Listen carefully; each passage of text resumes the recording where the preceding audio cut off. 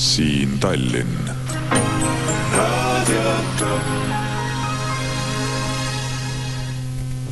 90.6 FM, Radio Talk.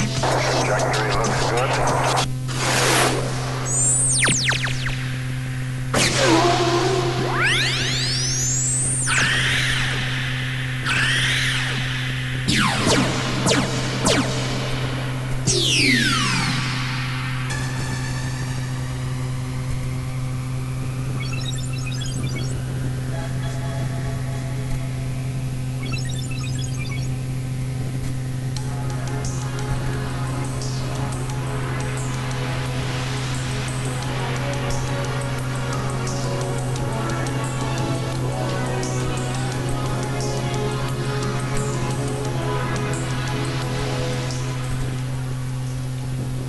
Tere õhtust, vapead, top-kuulajad ja teised tublid inimesed.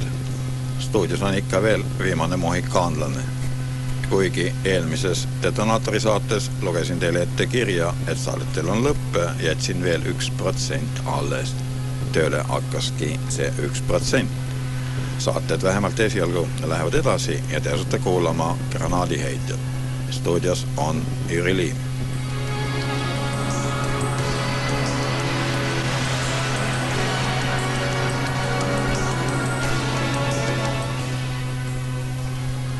Käsitlen nagu ikka Eesti asju ja ka kaeme impeeriumisse, sest kuhu see impeerium siis ikka jääb. Tuleb pilku peal hoida. Ja lähemegi asja juurde ja alustame iganädalasest valitsuse pressikonverentsist. Täna oli valitsusel kohal tugev meeskond eesotsas härra peaministriga, samuti veel härrad Varul, Opman ja Männmets. Ka päevakord oli valitsusel seekord pingeline ja arutluspunkte omajagu. Kartsin, et nende kõige osas ei jätku selguse saamiseks aega. Enam-vähem nii läkski. Kui päevakorra põnevamaid punkte ei valgustata, siis tuleb ju küsida. Seega tähendab, et nii mõnedki kuulajatele huvi pakkuvad teemad, küsimused jäävad küsimata. Muidugi eriti need, mis on päevakorravälised. Tihe ja pressiv pärimine aga hakkab vastajaid ärritama.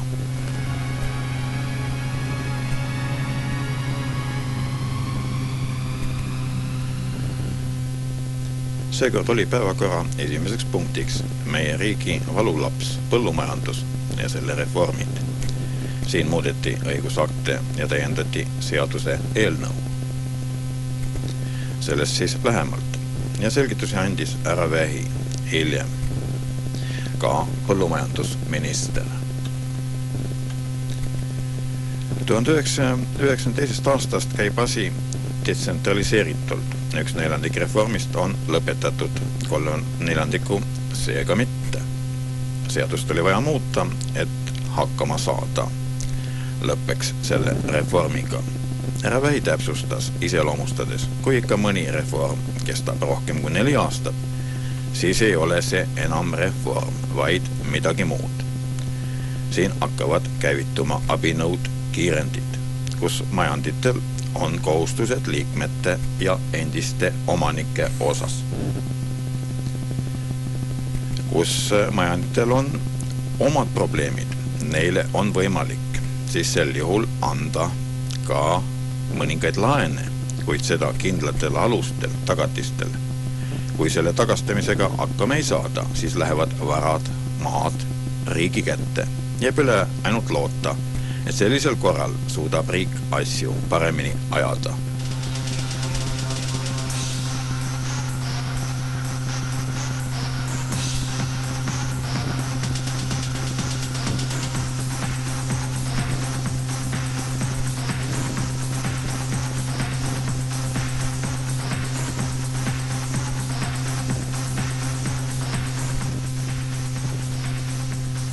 Teise päevakorrapunktina oli Estonia ja seda nii Eesti Vabariigi, Soome Vabariigi ja Rootsi Kuningriigi vahelise kokkuleppe reisiparvlaeva Estonia kohta lisaprotokolli heakskiitmisest. Härra Vähi toonitas, et kokkulepe on avatud ka teistele riikidele. Eriliselt esitasin ka seekord, nagu ka eelmisel pressikonverentsil, küsimuse Estoniast ja nimelt nii. Millal hakkab valitsus arutama pääsnud meremeeste kompensatsiooni tasu küsimust ja millal ütleb valitsus välja oma ametliku seisukoha rootslaste plaani kohta katta Estonia betooni ja pinnase kihiga. Lähtusin sellest, et valitsuse huvisfääris peavad olema kõik küsimus, millised puudutavad vabariigi kodanikke ja nende huve. Palusin ka esitada lisaprotokolli sisu, kas ei täpsustataks, on seal tekkinud mingeid detailimuutusi.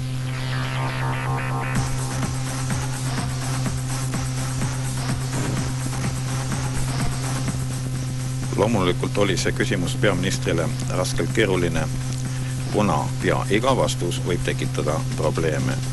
Härra Vähi vastas ebalevalt. Siin on esitatud mitmesuguseid arvamusi, aga otsus on siiski tehtud ja ega suurt rohkem tulnudki. Siiski jäin kibelema, kuna sellest vastusest võis aru saada kaudset pooldamist rootslaste otsusele katta parvlaev. Valmistusin uuele ringile minekuks, kui tuli küsimus mujalt ja ikka Estonia kohta. Siin siis härra Vähi lubas küsimuse järgmisel või ülejärgmisel nädalal valitsuse päevaplaani võtta. Ja tõesti tuleb võtta, kuna rahvas ootab.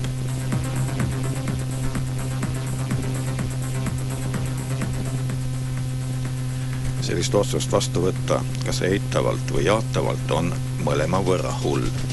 Kui nõustud matmisega, saab rahvas pahaseks. Kui ei nõustu, saavad rootslased kurjaks, tee või tina.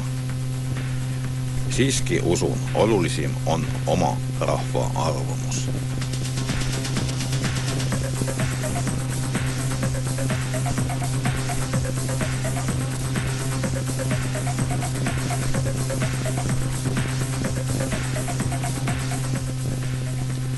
Estoniaga aga ei ole asjad mitte kaugeltki üheselt mõistetavad. Miks ikka ei kuulda üle 90 mitte matta, hukkunud matta maha mulda või teha midagi. Antud juhul on see kõik võimalik. Ainult omastel on õigus asja otsustada ja ei mitte kellelgi muud.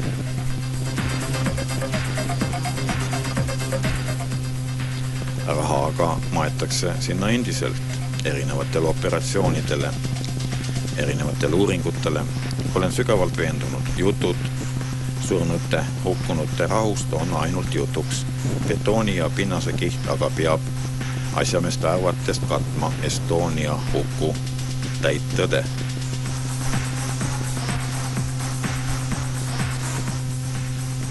Kui nii saab teoks, siis on tõele juurdepääs tunduvalt raske.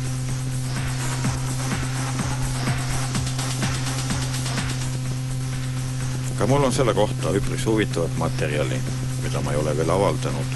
Kuidas seda kuulajate, vaatajateni tuua on töö ja olukordade küsimus. Loomulikult on just vaatajateni viimine kõige keerukam.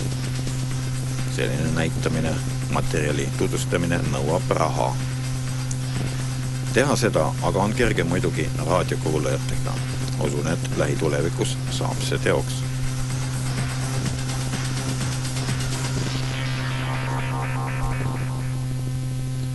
Arvat on, et Estonia matmise küsimuses võivad valitsusliikmete vahel tekkida eriarvamused. Jääb siis üle oodata ja mõelda küsimuse üle, miks ikka kamandavad ja otsustavad neutraalvetes uppunud Eesti Vabariigi laeva Estonia saatuse üle rootslased. Ka eelmisel pressikonverentsil härra Varul vastas minu küsimusele nii. Kui läheb hääletamiseks, kas valida matmine või mitte matmine, siis mina eelistan siiski vist mitte matmist.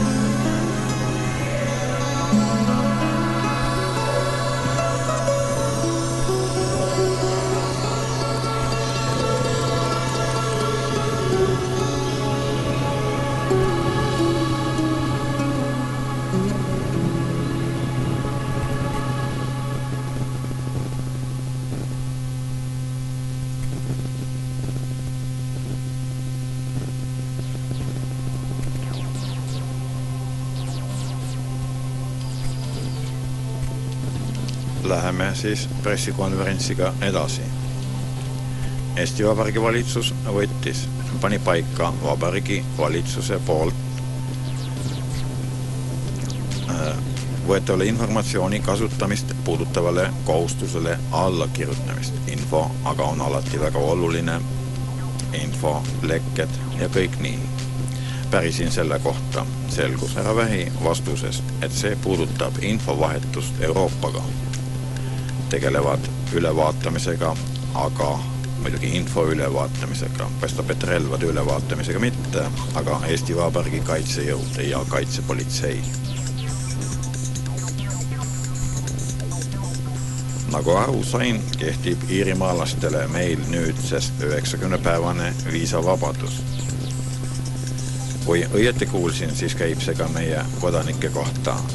Vaata, kui kena oleks, kui sellise vabaduse kas nädalase teeks soomlastele. Taevas, kui palju nad meile sisse tooksid siin selle viinuska ärajoomisega.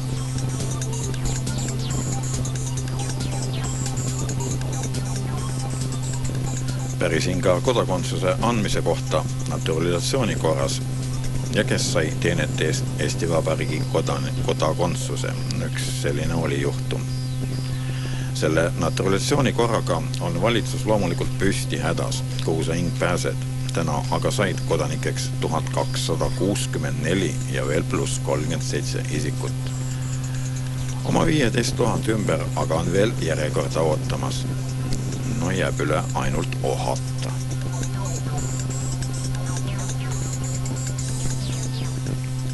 Teenete eest aga sai Eesti kodanikuks Välisministeeriumis töötav Ekvatori kodanik. Nimi on nii keeruline, et ma võisin ka valesti kuulda ja ma seda nime ei nimeta, aga ta töötab Välisministeeriumis. Loomulikult ei saa tal olemas topeltkodakondsust. Sellise inimese kodanikuks saamist ma nüüd küll ei vaidlustaks. See on isegi kena juhtum.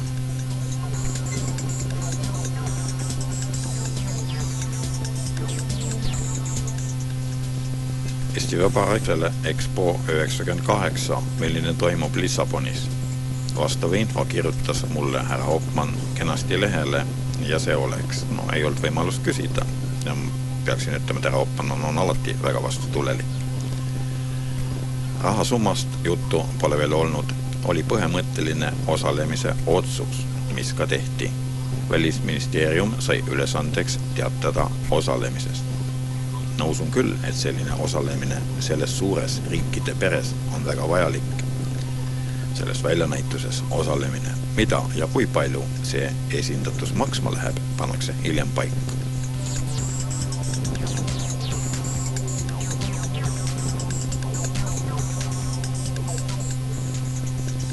Viidumäe looduskaitseala maa jäeti riigi omandisse.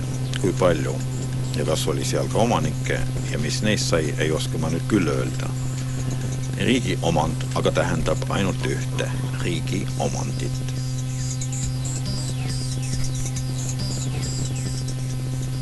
Vastu võeti ka seisukoht Riigikogu Vene fraktsiooni poolt esitatud kodakondsuse seaduse muutmise seaduse eelnõu kohta.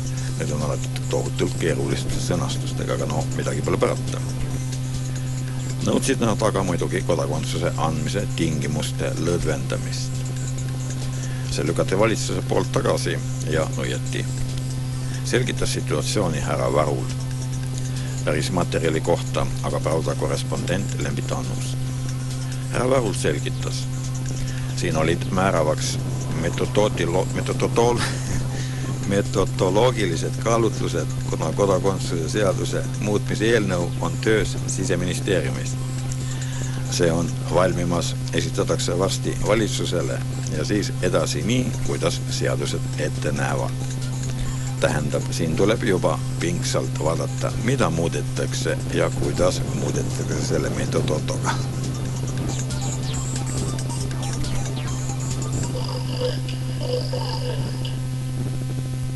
Pärit ka Eesti kaitsejõududele eraldavast summadest.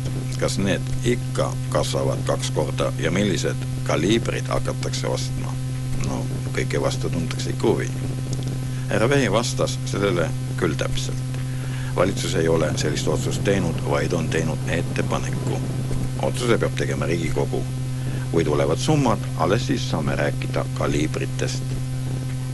Ja muidugi tuleb sellega nõustuda, ega ilma rahata nägemusi saagi letti laduda kaliibriteks.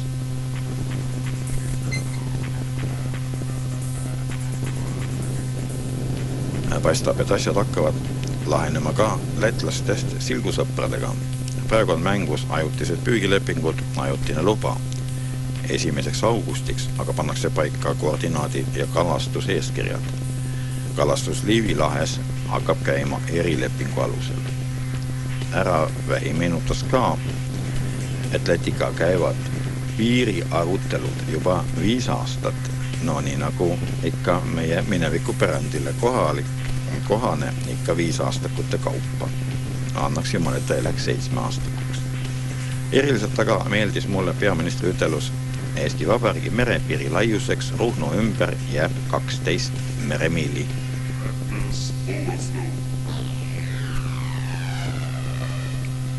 Tehti mulle täna ka eelmise saate eest tubli märkus, muidugi Top Raadios esitatu eest, ja seda seoses sellise seltsi nimega nagu Ameerika Eesti Hea Tahte Selts.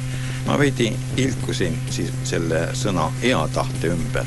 Ikka nii, et kui teda pannakse, siis kas ilma selleta oleks ta olema midagi muud. Arustaja leidis, et hea tahte nime ja valitsuse pilkamine ei ole ilus. Mis sa hing teed, kui torkimine on mul loomuses ja kui asjad on lustlikud ja pealegi mul on nii värskelt meeles hea tahte mängud, mida üks miljonär finantseeris. Eks ole meil ju ka igasugused seltse, nagu Traaviselts, Kaltsuvaipade selts, mida ma olen sealt lugenud. Nüüd see on siis täna, lisandus veel Looma ja sõprade selts ja Eesti Keevitusühing. Looma ja sõprade kohta kolleegid kõrval muhelesid ja küsisid, kas valitsuse liikmeid ka sinna kuulub ja kas neile ka seal kohti on.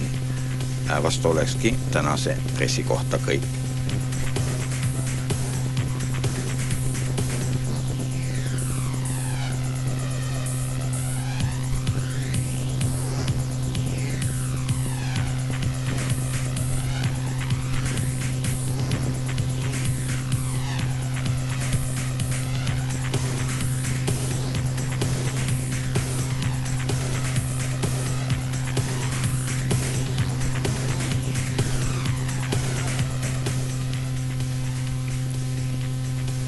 Täna on siis jüripäev ja jääb mul üle siis tervitada kõiki jürisi ja patsutada endale ka õlale.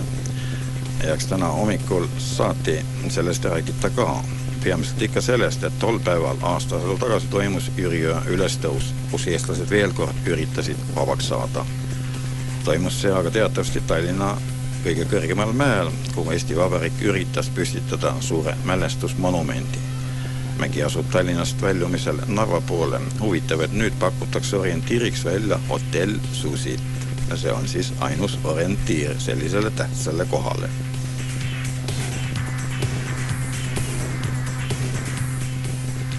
Kui see riik oleks meil edasi kestnud, siis olnuks seal kõrge torn, tulealtar, pühamud ja nii edasi ja kena projekt ja ka põlishiid.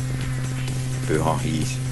Muide, olles Eesti Vabariigi Ülemnõukogus, ma panin vastavad materjalid iga saadiku lauale ja käisin selle teemaga ka puldis. Asi aga ei läinud teps mitte läbi. Nüüd soovitakse teha korjandust, et panna sinna tähis.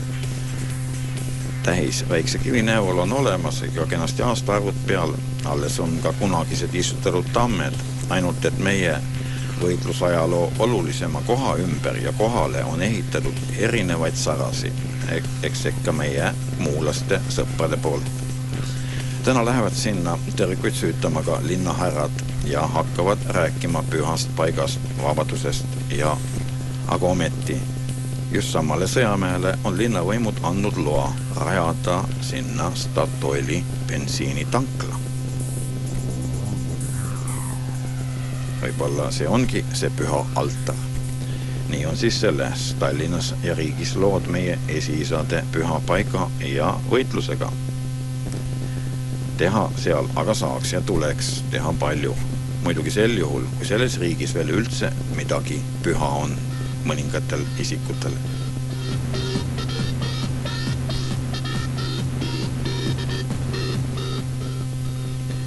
Täna ka propageeriti käimist, tervise käimist, seda mitte valitsuse pressikonverentsil, vaid infokanalites. Selgitati, et vanasti populaarsuselt esikohal olnud tervisejooks on maailmas nüüdsel ajal 4. kohal. 4. kohal küll, kuid näiteks jooksus peetakse Eesti meistrivõistlusi paljudel aladel. Käimine on, siis tuleb välja, et maailmas populaarsuselt esikohal. Eestis aga tema meistrivõistlusi ei peeta. Ei peeta teda seegi kord Elvas Eesti Vabariigi krossil ametlikke meistrivõistlusi. Käijad ise küll käivad. Vanasti küll peeti Eesti Vabariigi välja kuulutades, aga enam mitte. Nii on lood siis. Nüüd aga pajatab vahelduseks Kärna Erni, kuidas tehti sealmai esporti.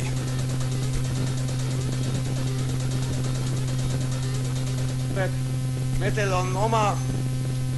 on Uduveres oma spordiveteranide seksidroom. Või mitte, see seksisoon. Spordiseksisoon on. Kõik see noorem on 62 aastat vana, kõik see vanem on 94. Me on kõik kõvad spordipoisid, me on moekad poisid ka. Ega moekas pole raske olla, eks ju. Ütle, mis sul tarvis läheb, no?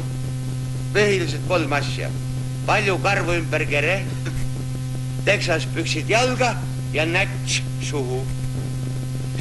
Ma ei käinud tükk aega, mis asi see nätso. Ma läksin küsis ühe noore mehe käest, et ütle mulle, mis asi see nätso. Tas kas sa matseid ja mis näts on.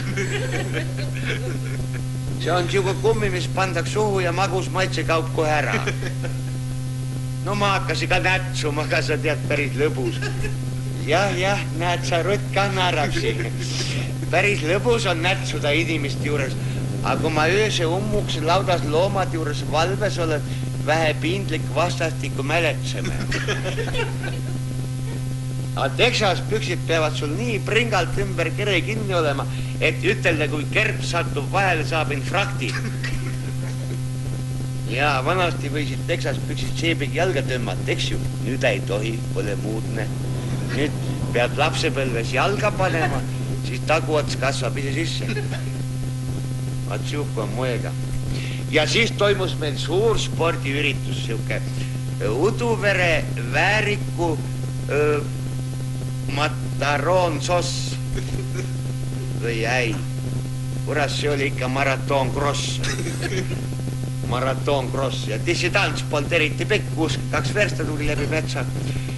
Ja siis me esimees ütles, et mis asja. Et noored inimesed peavad tööd tegema, veteranid jooksevad. No siis me tulime kõik kokku, tegime ette valmis. Ma lasi Järminel šülti teha kaasa ja kõik võtsi lasku ilud kaasa ja ajasi vuntsid vähe lühemaks, et suurte kiirust juures põleks tuulel takistust ja siis võtsi koormad õie kodust kaasa, et võib-olla mõnda veterani tarvis järgi vedada võib-olla. Ja ilmusi kah siis hommikuid, et Uduvere täitsa komitee platsi.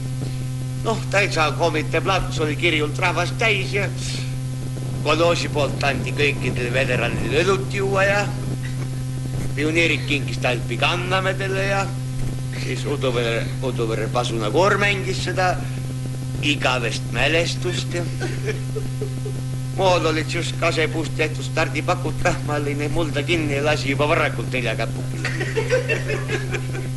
Ja mõni meestis valimid litseerit ära ka. Näitus Läku Eedida eluaeg taht sohki teha mehed, ta oli omal püksti sisse monteerinud siukse peramootori väikse propelleri ja mis ahah. Propelleri paistis takkad välja. võeti rassi pealt maha. Ja Varesel ja Kaarel, kas sa tead, tegi paar soendusjooksu sammu, kukkus kõhuli maha ja sinna ta jäi ka. Me tegime teisele 3 tundi kunstlikku hingamist. Pärast tuli välja ilma asjad, oli mõlemi sääremarja rebestamine.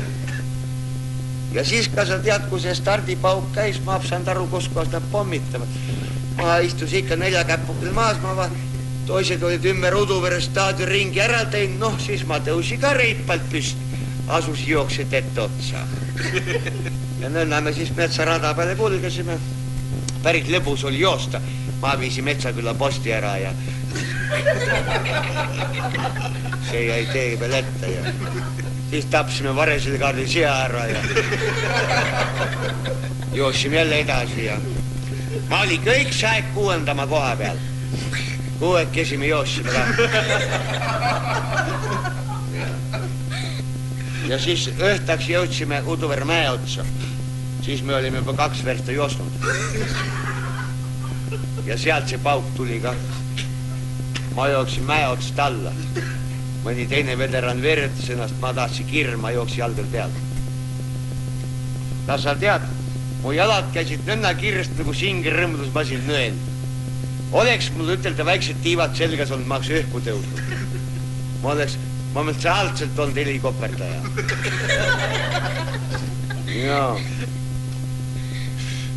Ja siis läks mul see sportimise aluspükste kummipallas ka katki. Ma kartsi kõikse rohkem, et all oru põhjas on telefoni post. Et mõtle, kui ma piruta vastu posti jääb 2 jala vahel, lüün pee ära, eks? Et kuidas ilma mõistust edasi joosed, eks? Vasta panna kättega, ma otsi pöksa kinni. Ja siis, kui see mats tuli, kas sa tead, ümberringi oli kohe suur sinine vaikus ja purraviku seente lõhmine. Ja kui ma uuesti silmad lahti tegin, sa tead, siis kummardas mu koha peal siuke örn valges kitlis naisterava nägu ja ütles, paneme nüüd vanamehele paar pritsi. Ma ütles, tohter, ütelge palun, kas ma sain mäe otsast alla? Ta ütles, jah, saite küll.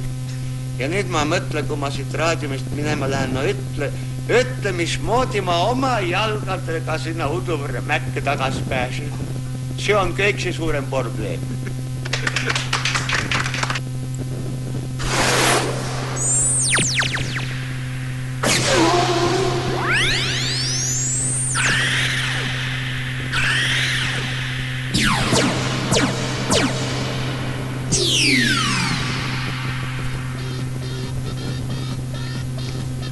Te kuulate saadet Granaadiheitja ja stuudios on Jüri Liim.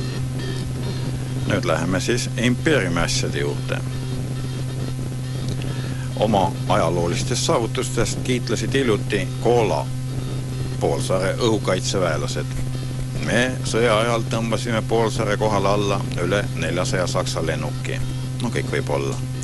1. juunil 1960. aastal tõime alla Ameerika luurelennuki RB-47. 20. aprillil sundisime maanduma Louhi rajoonis piiririkkunud Korea reisilennuki Boeing 707.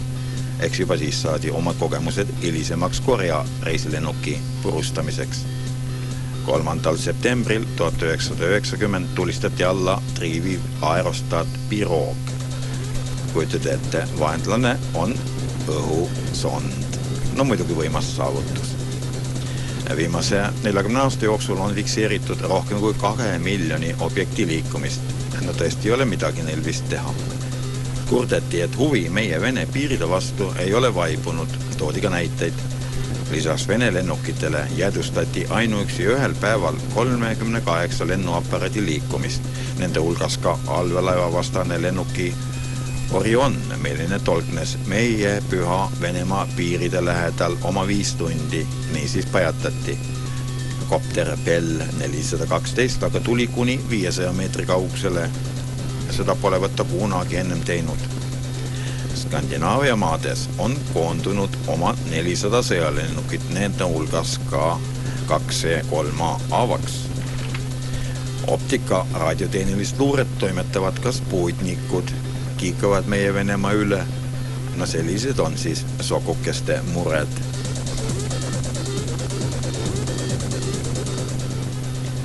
Aga neid muresi on veel. Naabrid soomlased ostavad Venemaalt õhutõrje raketikomplekse. Meie väeosadesse aga uut tehnikat ei tule ega tule. Hädas oleme ka neekrutitega, pöördusime rahva poole, tulge meile teenima. Tuldi ja kohalikud on ka paremini kohanenud ilmastikutingimustega. Nendele on ka kergem mõjuda distsipliiniga. Oleme korraldanud isegi lastevanemate koosolekuid. Sellest on olnud tulu, me säilitame mobiliseeritud ressurssi. No inimkeeli see tähendab, papade mammade mõjutamisel Vene soldatid ei tee putket sõjaväest.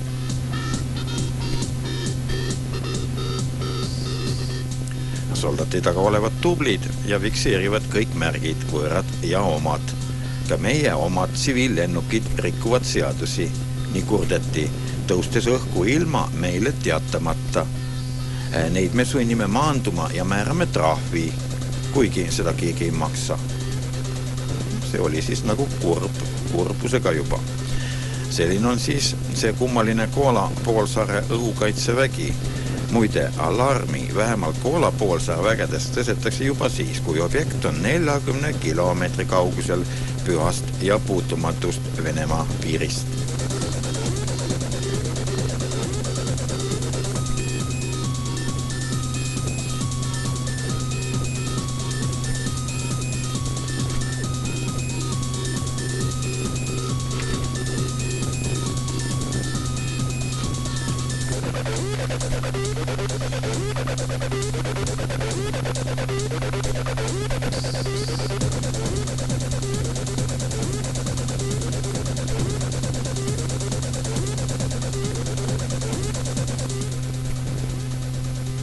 Selles kuus algasid venelaste Musta mere laevastiku rännakmanöövrid, mis oli ikka vahet on, eks ikka Mustal merel, vähemalt seekord. Eile ei mindud Vahemerd. Toimub patriootiline ettevõtmine Musta mere laevastiku ülemjuhataja admiral Viktor Kravtšenkoli pool. Õppusel osaleb oma 50 alust, sõjalaeva, mereväe, sõjaõhujõud ja kalda dessantväe.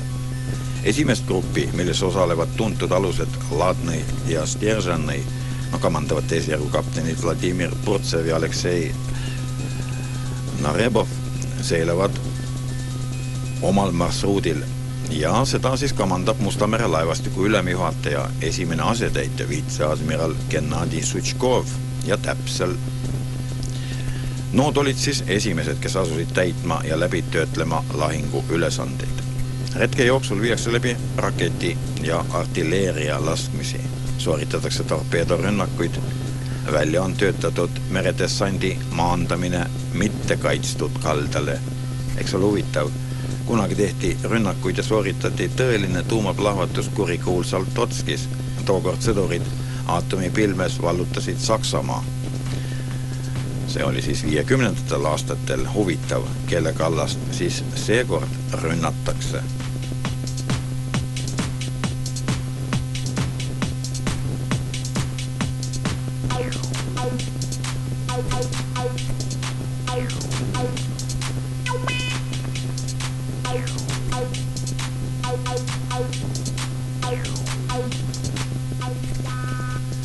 Vene kaitseministeeriumis toimus kohtumine. Kokkuga said Vene presidendi admini peamehe Nikolai Jegoroviga kõrgem sõjaväeline juhtkond. Jegorov oma kõnes üksikasjalikult peatus riiklikul poliitikal, milline käib juta. Tema probleemid, finantseerimine ja sõjaväe kindlustamine uute tehnika ja relvastuse näidistega. Kas peab nüüd ikka veel mõnele puu peale puust ette tegema, et pärale jõuaks? Venemaa on alustanud uut relvastuse ringi. Jegorov täiendas. Kõige raskemad, kõige valulikumad üleminekuetapid, millised puudutasid ka armeed, me oleme juba läbinud. See kõik ei ole ainult Boris Jeltsini meeskonna valimiskampaania klipp, hingede püüdmise nipp, vaid presidendi kindel suundumus. Venemaal peavad olema kõige paremad relvad. Neid peab olema hästi palju ja kahuriliha rikkalikult. Muidu ei saa ju naabritele mõju avaldada, et nähtaks muskleid ja tubinka vibutamist. Viimane, see nui, aga on selles riigis kõige olulisem.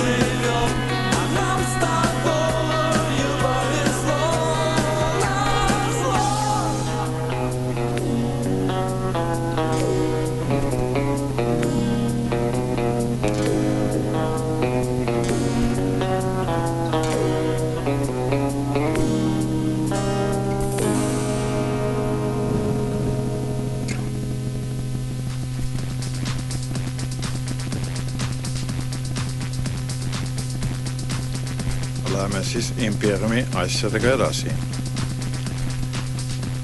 Venemaa saab endale teise riigilipu ja sellise, millist ei ole siiani paika pannud ükski riik maailmas. See lipp aga midagi ikka tähendab küll. Kuidagi nii, nagu Punariigi loosung kõlas, nikto ne zabõt, ničto ne zabõt. Keegi ei ole unustatud, midagi ei ole unustatud. Kaudselt see tähendab pidevat vaenu meelde tuletamist ja hammaste kiristamist. Paikaga paneb selle tubli asjanduse president demokraatlik kommunist Borja Jeltsin. Ja nüüd siis täpsemalt. Teiseks Venemaa riigilipuks kuulutab Jeltsin võidulipu.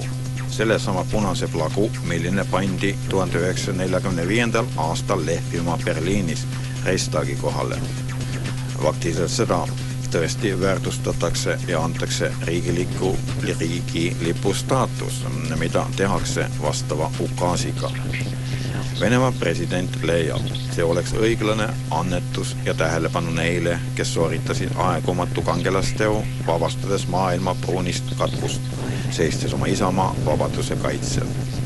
Riiklikel pühadel ja sõjaväe paraadüritustel hakkab see punaplägu lehvima kõrvuti Venemaa riigilipuga, valge sini punasega. No tegelikult eks see ole ka valimiskampaania ja hingede püüdmine. Nii et nikto ne zabõt, ničto ne zabõt.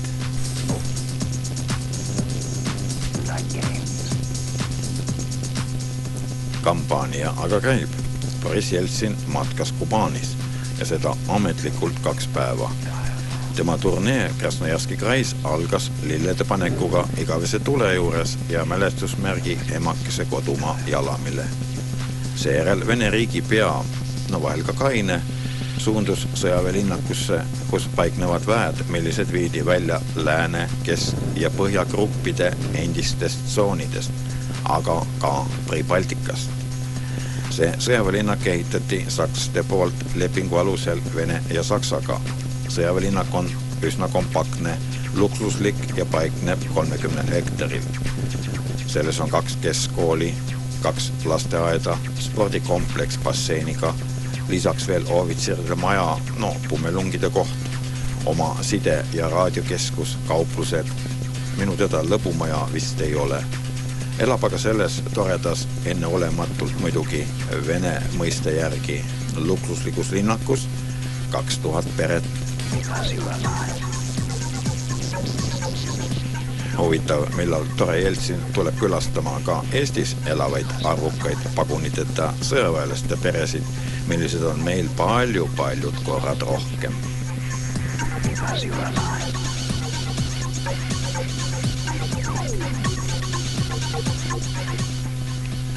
Ja veel Boris Jeltsinist. Too on kujunenud nagu Figaroks, ikka siin ja seal. Külastas president ka sõjalist-tööstusliku kompleksi ühte osa Energomashi. Selles hiidtehases valmistatakse mootorid superraketile. Mootorimark on RD-180. Miks Borja käis just selles tehases? Aga seepärast, et Energomash on momendil ainus ülisuur koondis, milline jõudis maailmaturule kui vedelkütusega töötav veomootor. See mootor aga on maailmas praegu küll parim.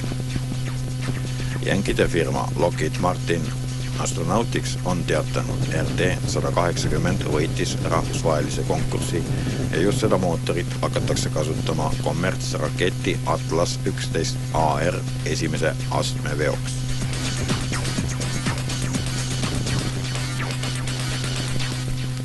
Jeltsin on maininud, et see pole enam ainult majandus, vaid ka poliitika.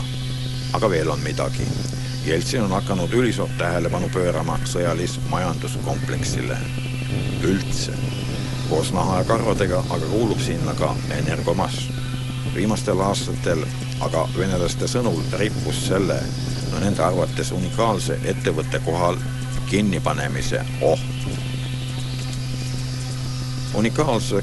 Unikaalsus vast selles, et Energomash on tegelikult teaduslik tootmiskoondis, milline koosneb konstruktoribüroost, katsetehasest ja teaduslik katsetusbaasist. Sel ajal, kui lõppesid riiklikud tellimused, kuude viisi ei antud palka, energiaandurite hinnad aga aina tõusid. Otsisid Mashi mehed väljapääsu, see leiti ja Vene kosmoseäri sai käivituda. Nüüd räägitakse, me jõudsime ette Ameerikast ja kogunisti veel 10–15 aastat. Mul on tunne, et Nikita Hruštšov on ellu ärganud, seega muudkui jõudis igast asjast ja igast riigist ette.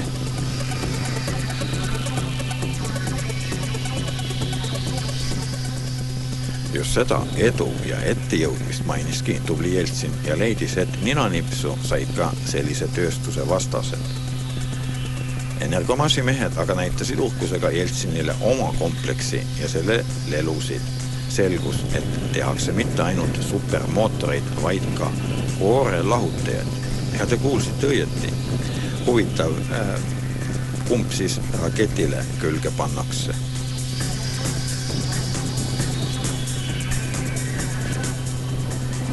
Tehti koorelahutaja tehases valmis aga mõne kuuga. Nüüd kiidetakse ligemale 100 aastat koorelahutajad teinud rootslased ainult üllatunult laiutasid käsi. Ma ainult küsiksin huvitav, mille peale laiutati.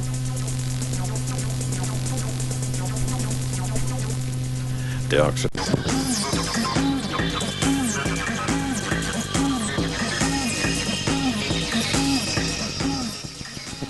Selles kujundamises on aga ka raskusi. Näiteks oma mootorite väljaveo eest tuleb maksta sellel samale riigile, kelle omanduses tehas on, tollimaksu.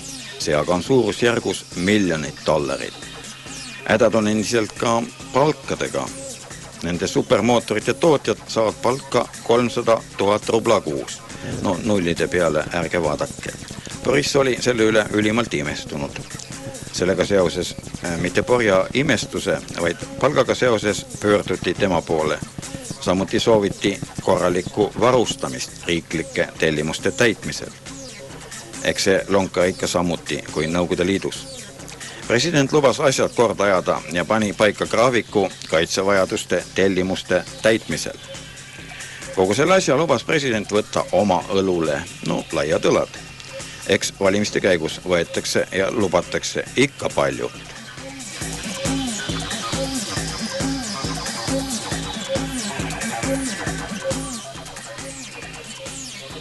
Üle selle veel Vene president andis käsu Rahandusministeeriumile välja maksta kõik võlad raketi ehitamiskompleksile, esmajärjekorras aga just Energomašile. Valitsuse ülempea märkis ära, et kaitsekompleksile on annetatud 850 miljardit rubla palgarahadeks. Valitsus hakkas otsima veel lisavarustamise kanaleid, et anda raketipostele 2 triljonit rubla.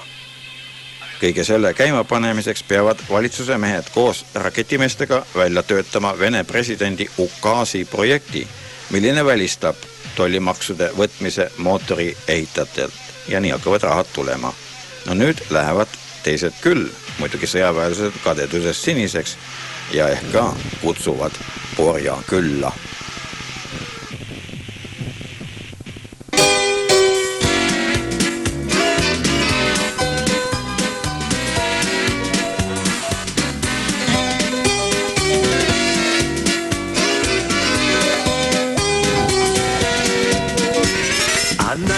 Из всех была красивше всех. Она возила травку нам и ксив. А я глядел ей вслед в мои 17 лет. Когда кругом все женщины красивы. Ах, жучка сибирячка по прозвищу Морячка, ты снилась нам и уркам, и штырям. У нас с тобой, морячка, была большая качка. Ты плавала за мной по лагерям.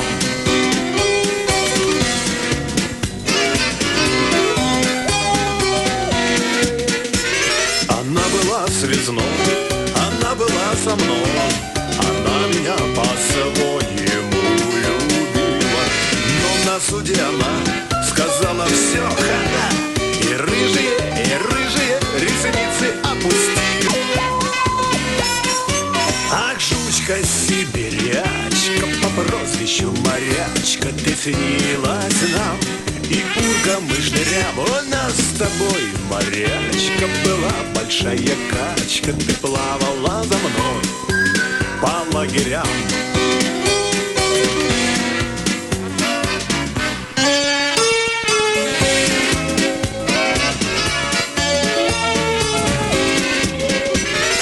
Я был сам не свой, и даже мне конвой сказал: малыш, не дергайся, бывает. А я ее любил, и я ее забыл. А сердце, ну никак не забывает. Ах, жучка сибирячка по прозвищу Морячка, ты снилась нам и уркам, и штырям. У нас с тобой, морячка, была большая качка. Ты плавала за мной по лагерям.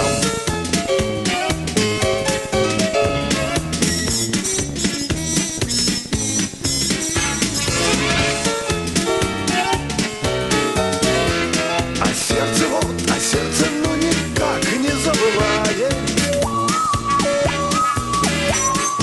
Ах, жучка сибирячка по прозвищу Морячка, ты снилась нам и уркам, и штырям. У нас с тобой, морячка, была большая качка. Ты плавала за мной по лагерям. ты плавала за мной. По лагерям ты плавала со мной. По лагерям. По лагерям.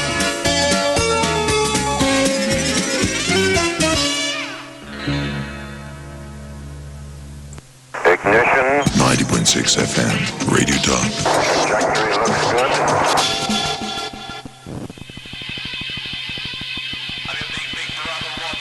Läheme siis veel Impeeriumi uudistega edasi, nii nagu ikka kombeks teisel pooltunnil.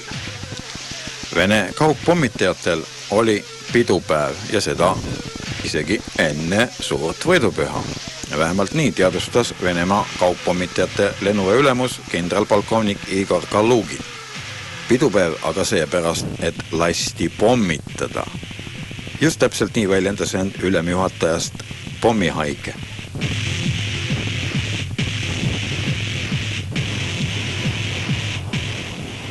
Viis aga see Kalugin läbi õppused 2 koondises. Töötati läbi staabitöö organisatoorsed elemendid, pommitamiste ettevalmistus ja sooritati otseseid lahinglende, kus kasutati sihtmärgi tabamise tavarelvi. Lihtsurelike, mitte pommihaigete keeles see kõlaks. Või ütleme see oleks. Ei kasutatud tuuma, keemia ja bakterioloogilist relva.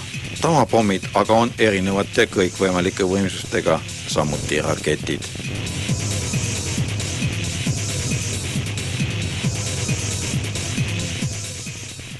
Niisiis, õppuste käigus sooritati praktilisi väljalende, kus kenasti pilluti pomme ja tulistati rakettidega õhkmaa.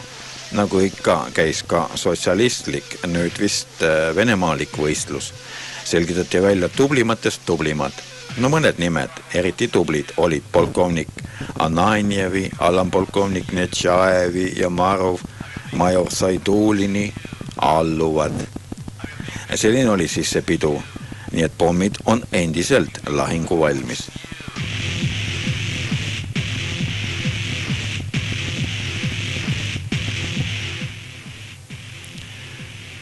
Mõni sõna relvasõprusest, seekord Indiaga. Aasovi mere ääres asuvas õhutõrjevägedes sai teoks esimene välisriigi sõjaspetsialistide väljalase. India armee sõjaväelased osalesid pooleaastastel kursustel, kus sooritati ümberõppe uusimatele õhutõrje raketikompleksitele ja just muidugi Vene omadele.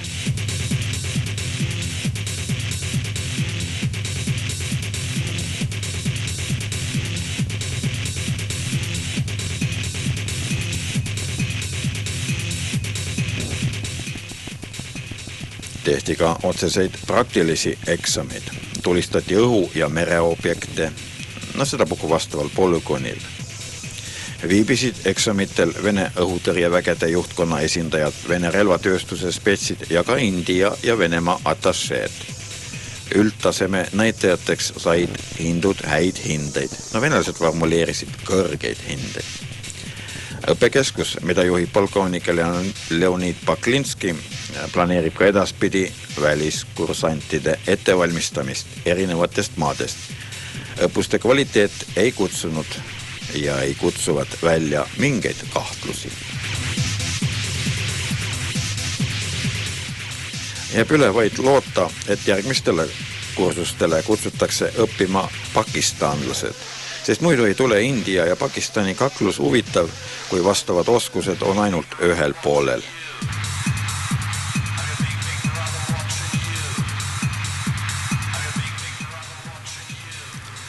Suur veteranide pidu hakkab lähenema ja suures Isamaa-sõjas saavutatud võidu auks korraldatakse järjekordne paraad. Ikka nii, kuidas Nõukogude Liidus oli kauniks traditsiooniks. Vene Föderatsiooni valitsus on teavitanud, planeeritud on Moskva garnisoni paraad. Aga Moskva garnison on väga suur. Praeguseks momendiks on sooritatud valik juba tükk aega tagasi isikkoosseisu seas. Välja valiti parimad paraadimarssijad.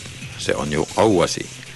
Vägede paiknemiskohtades, akadeemiates ja õppeasutuses on alanud ka treeningud. Kuigi öeldakse, et relvi seekord paraadil ei tooda, ei tea muidugi öelda, mida venelased loevad relvaks ja mida mitte.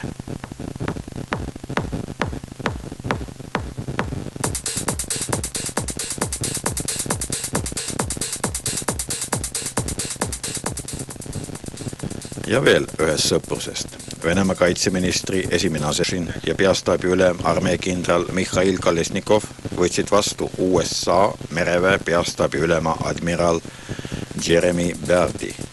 Kohtumise käigus arutati Venemaa ja USA koostööd sõjalises valdkonnas. Kohtumisel osales ka USA saadik Venemaal Thomas Pickering ja Venemaa sõjamerelaevastiku peaboss admiral Felix Gromov. Nii on siis lood selle sõpruse ja koostööga.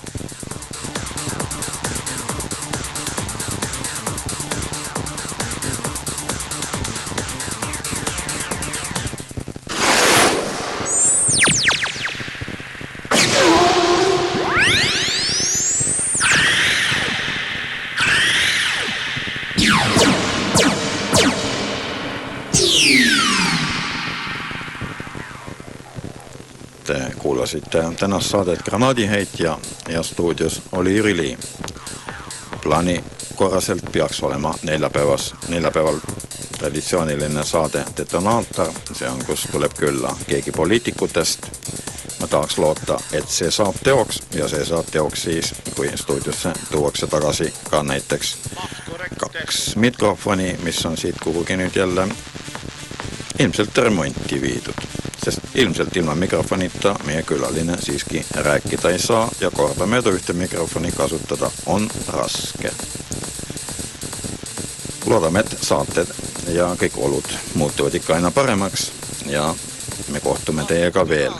Seekord aga soovin ma veel kord kõikidele Jüridele head jüripäeva lõppu ja terviku ja lõkke süütamist õhtuvidevikus. Kohtumiseni, head õhtut, lugupeetud top-kuulajad.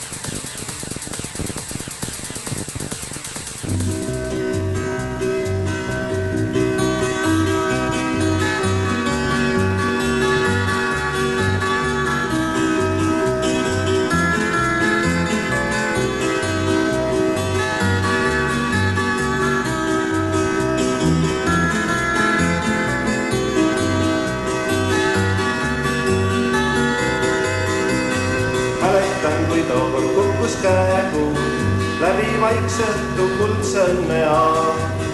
Ütlesin, et see on kaunimune nägu, mis meil elu siia korduma ei saa. Ütlesin, et see on kaunimune nägu, mis meil elu siia korduma ei saa. Ulatasin sulle käed ja huuled, viimseks tervituseks õitsva toome all. Armasta mind, kallis, armasta, kas kuuled? Armasta, kui langen lahingut tera. Armasta mind, kallis, armasta, kas kuuled? Armasta, kui langen lahingut tera. Armasta, kui Jumal kingib elu ja sa pöördud minu juurde tagasi. Armasta, kui sinu rinda täidab pahalu. Armastan sind nüüd ja ikka alati. Armasta, kui sinu rinda täidab pahalu. Armastan sind nüüd ja ikka alati. Tuuled tornid tunnistajaks meile, et me truuksvad jääme teine teisele. Ja kui saatus karmilt ristub meie teele ja me teine teisest jäävad lahkume. Ja kui saatus karmilt ristub meie teele ja me teine teisest jäävad lahkume. Sina kuu valgel lehvitasid rätti, kadusid kui kauni mune nägu öös.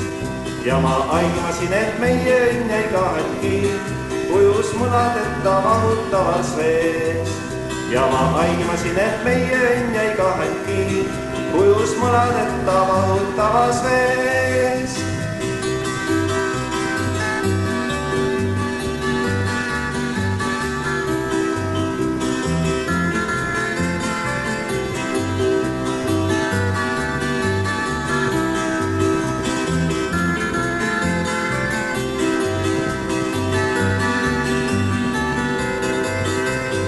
nüüd ma rändan siin laia silmas, üksi nagu linnukene oksa peal.